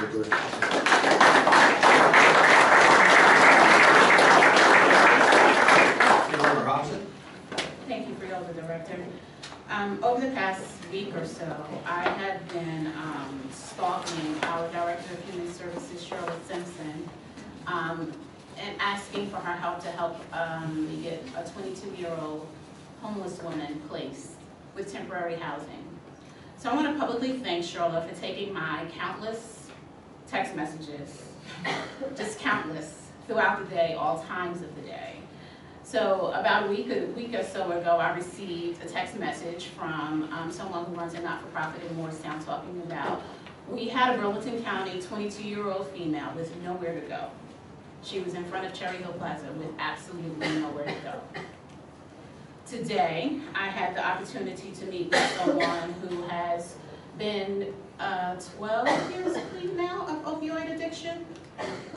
And she is wanting to help us, help our children, help our family members overcome their addictions. So as a freeholder, I understand and I hear you. So from homelessness to opioid addiction to pool to pipeline, we see it all, we hear it all. We get accused of a lot of things, mostly of not caring. I can only speak for myself. Me responding to a text message after 7 o'clock at night, after having already been up since 4:30 in the morning, making sure the young lady had somewhere to sleep, at least for one night, does not equal, I don't care. So I recognize that our issues are important, and we have different issues. But as I said, from homelessness to opioid addiction, to overcoming opioid addiction, to pool, to pipeline, our issues are our issues, and we all have to face them, and we have to look at everything from end to end. But to come up to always say that we don't care and to accuse of that repeatedly, and I get it, you're passionate about it, you want to record us about it, you want to write about it, I get it. But it doesn't mean that we don't care. There are a lot of moving pieces. There are a lot of moving pieces. So I, again, publicly thank Shirla for responding to my text messages. But please understand that some of the issues that I hear when I'm sitting up here is hard to deal with when I know that next week we've got to deal with the same 22-year-old who may be homeless again. That is serious. The homelessness in Burlington County is huge. The opioid addiction in Burlington County is huge. That is important. And I'm not saying the pool and the pipeline is not, but I also think that we sometimes come up here and we forget. We forget that there's a lot more going on in our county. And we all sit up here and we get the same amount of information and we deal with it and we take the attacks. And I appreciate your passion for every single thing you say. But please try to remember that we have other issues going on that require immediate attention, like homelessness, the opioid death, and the death rate is increasing. The young lady we met with today, she talked about how she just went to 5 different funerals in less than 10 days because of opioid addiction. That is huge, and that's concerning. So to get attacked over and over and over again, I'm going to take it because that's the oath that I took. But please remember that we have other issues that also require our attention. And it doesn't mean that we don't care, because that's not the truth. And I'm happy to talk to anybody, take a meeting about anything. And everybody knows that. So if you feel like you're not hearing us when you come to this mic, feel free to call and make an appointment. The people in the office know my schedule. Make an appointment and I will sit down and have a face-to-face with whomever would like to. So, on that note, thank you for joining us, and I hope that you continue to come to our meetings. Everyone get home safely.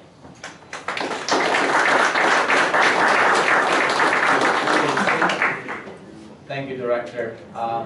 Just congratulations to Josie early on her retirement, well-earned retirement. She actually was going to retire a bit early this year, and then we begged her. She stayed a bit longer, and then we begged her again. Finally, she showed us pictures of her grandchildren, and we're like, okay, all right, you can go. But she's finally going to retire. Happy retirement to her.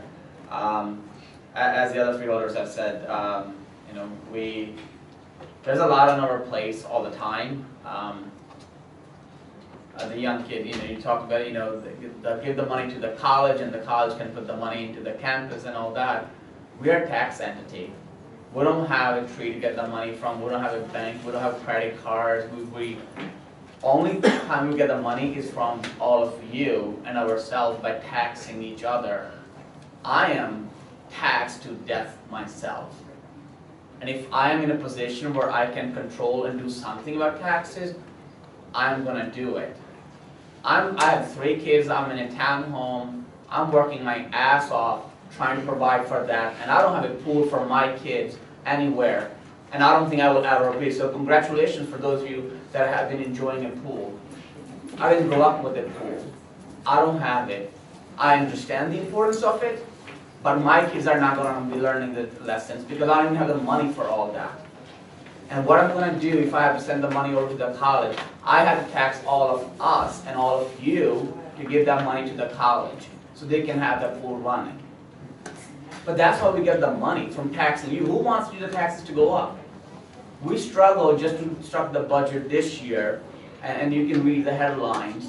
And next year, we're already talking with our CFO with all the contracts, all the employees we have to pay who haven't gotten raises for over 2 years and that are back, and how we're going to balance that budget. Guess what? Just remember, there's going to be a headline by Mr. Levinsky in a few years, county is raising taxes. And you will know why, where we're getting the money from, because at some point, we're going to run out of our money, the revenues we have, and our expenditures are going to be higher. But that's the situation we're in. We're not some people that just fall out of the sky and sit on these chairs. We are your neighbors. If we have to tax, we're taxing ourselves. So that's what I'm thinking about. Like, do I have extra little bit of money to pay the county more taxes for anything? I'm taxed to death myself. I don't. So, you know, as the other freeholders have said, we are with you with your frustrations. We share the frustrations, like a kid myself. I want a pool for them too. A YMCA next to my home is closing down. Guess what? What am I going to do? So they don't have a pool nearby them. At some point, the college made a financial decision. Yeah, we appoint members to the board. Some of them, just like today, we appointed a wonderful young lady to the Botex Schools board. But at that point, that's it. We're done. Now, next time, we can't go to Doreen and say, Doreen, do what we tell you to do, because that's exactly when our solicitor and the prosecutor will say, that politician right away charged with something, because that's not our position. We cannot compel them to take actions. They are independent board on their own. Of course, when we appoint people that, you know, going to take into consideration all the issues, and I think we do have that with some of the members. But, you know, the board is an independent body. They made a decision. If somebody has a profitable way to run that campus, you know, be our guest. But honestly, I will say, just for myself on this board, but if you say somehow the county has money sitting aside to partner up and take over financial responsibility for that campus, we don't. We don't have extra penny. We're already maxed out with the revenues we have. We don't have it. So if you come up with some nice plan, please go ahead and buy that campus. There's an RFP out. Come together, put together a GoFundMe page, 1,000 people, 2,000 people. If you have the brilliant plan to make money out of that or even break even, go ahead and buy that.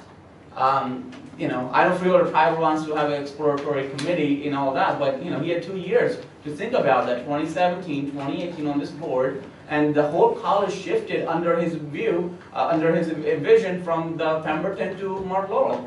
What do you think was going to happen to the rest of the bricks and mortar there when the college shifted? It was going to close down. So all of a sudden, I know you're running in a political election this year, so it's one thing to hinge on. But, you know, at least trust the people that have been involved in it for years. At least that's what you guys told me last year when I was in the minority. But at some point, we have to, you know, as other freeholders have said, it's a very hard pill to swallow. But we have to respect that financially, every organization is struggling, and government agencies are only getting money by taxes. Nobody wants their taxes to go up. So, you know, unless you're signing up right there with the tax somewhere, I don't know where we're going to get the money. But I don't see, you know, at least from my side, where we have any money to give tens of millions of dollars to the college to sustain something like that. On the pipeline, yeah, I heard myself, but only because I inquired and made the call to say, did we issue a permit? Turns out the county engineer had issued a permit. But that's, again, we have the two concerns I think people raised today, and those two concerns I communicate to the engineer. How can you issue a permit, blah, blah, blah. What about safety? All these things you guys said. What about safety? All this. And he said, all of these things that you're talking about, these are the things I put out. When someone applies for a permit, the county engineer says, you can't just say no. That's why you get sued, and all of us have to pay for the lawsuit expenses. They'll say it's a no because of these and these and these concerns. But they came back and satisfied all those concerns. And our county engineer has been in the digs for years and fighting for it. It's nothing against the people working or anything. It's just the safety concerns. And he feels confident that it's a safety, all the concerns are at least satisfied for now. And he's in full control, and he can stop the project if he sees anything that is troubling, as in Ocean County, the disaster there is that's happening. So it is, and the solicitor of course tells us, you know, do not, county engineer is an appointment by, you know, it's his term. We cannot compel him to make a decision one way or the other. It's just like any government body. We have a policy put in place. As an employee, they evaluate the policy and then make a decision, and that's how they made a decision. I cannot say that he made a wrong decision because all the things he asked for were given. And then the second thing is the Chesterfield and North Andover, where the pipeline is actually being laid down, those communities, their government bodies are all in support. They're saying their safety concerns have been fully satisfied. So it's a very difficult position for the Freeholder Board to take when the local community where the actual pipeline is happening is saying they have met with the New Jersey Gas and they are satisfied with all the concerns that they had. So it's a very weird situation for us to be in, where all the other bodies are agreeing on, and we're asked to be at the front to take the bullets. Frankly, you know, it's not a decision that this board did not approve the pipeline. Just want to clarify that. It's the county engineer did it in his whatever the authority he has given to him by statute. He did it under his authority.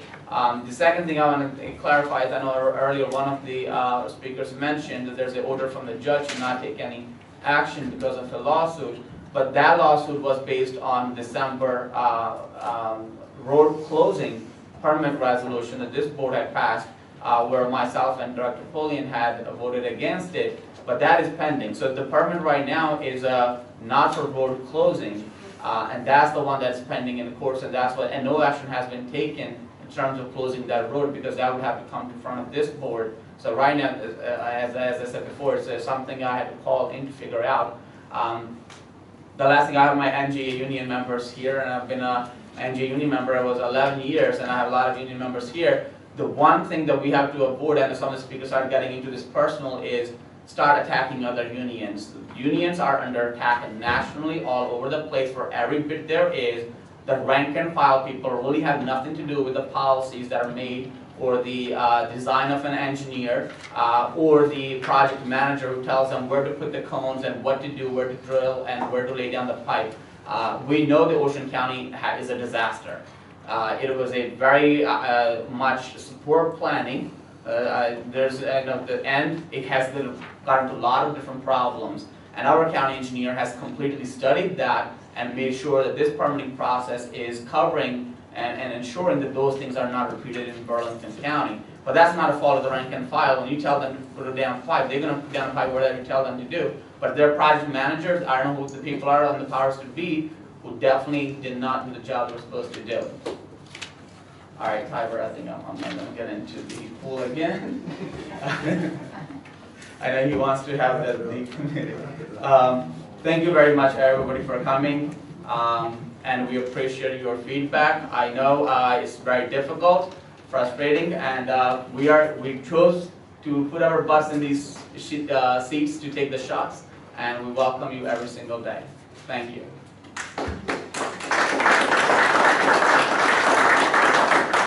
So how about those Yankees? I can't help it, I'm actually a Pittsburgh fan, so that's probably worse. Like I said, I hate going last because just about anything worth saying is already said. I can only reiterate what I've said all along, and that is, and I echo what Freeholder Hobson said.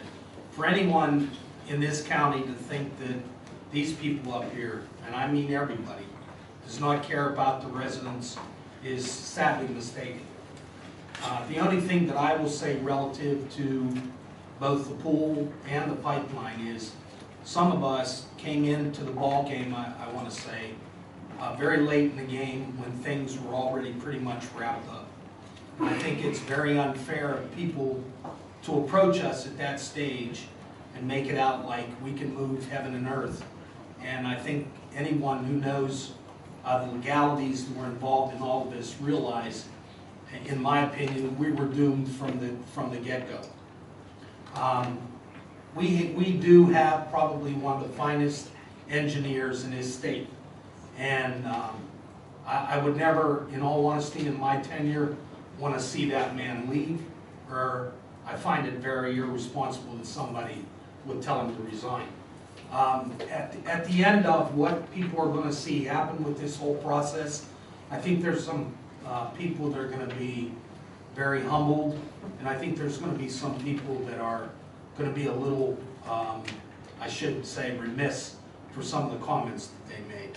But I'll let that all go. I want to thank you all for being here. I've said before that this is what makes democracy what it is.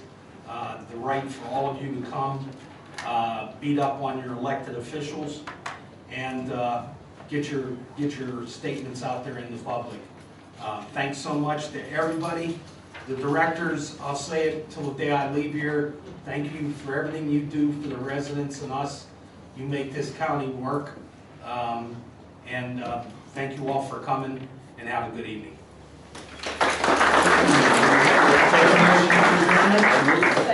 All in favor? Aye.